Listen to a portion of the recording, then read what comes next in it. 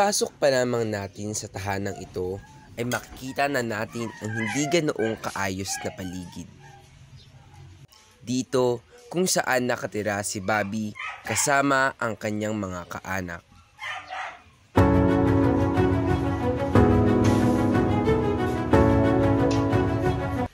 Araw-araw ay gumigising siya ng maaga upang ilako at itinda ang munting pinagkakakitaan ng kanilang pamilya. Di gaya ng ibang bata ay mas pinipili niyang magtinda kaysa magliwaliw at maglaro sa kalsada. Tinda ng ganyan. Matagal na.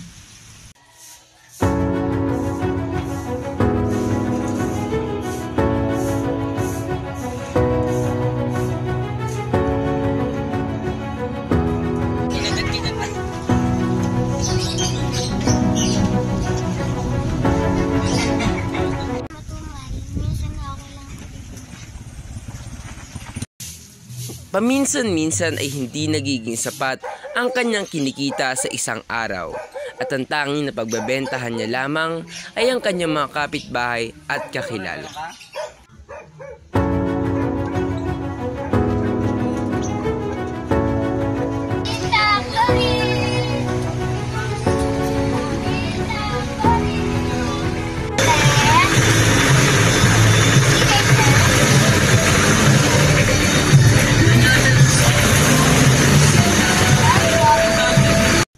Anong ginagawa mo sa kinikita mo?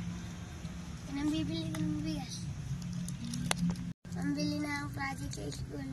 At saka pambahang ko rin.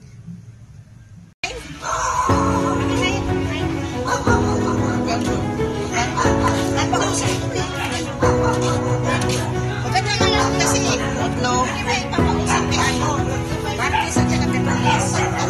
Ano kinikita mo kapag nagtitinda ka niya sa isang araw? 70, 80, depende. Bili nga po isang kilong bigas. Akin sa kwarto.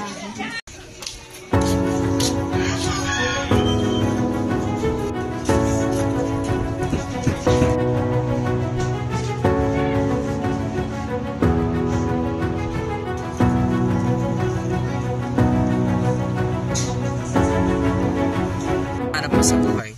Gusto ko makapunta po sa pag-aaral para maging school. Ang pag-atang ng trabaho sa mga batang nangangarap ng buhay na malaya sa murang edad ay hindi tama. Sa mundong magulo at maingay ay may mga batang nananakawan ng karapatan at kalayaan na mamuhay ng malaya. Ang mga batang tumatangan ng mabigat na responsibilidad na dapat pasan at hawak ng kanilang mga magulang. Nawa ay hindi na umabot pa ng taon at hindi na magtagal ang paggapos sa kamay ng mga bata na ang nais lamang ay mangarap at lumipad na parang isang ibong malaya. Hayaan silang mamulat sa realidad at matuto ng ayon sa kanilang edad.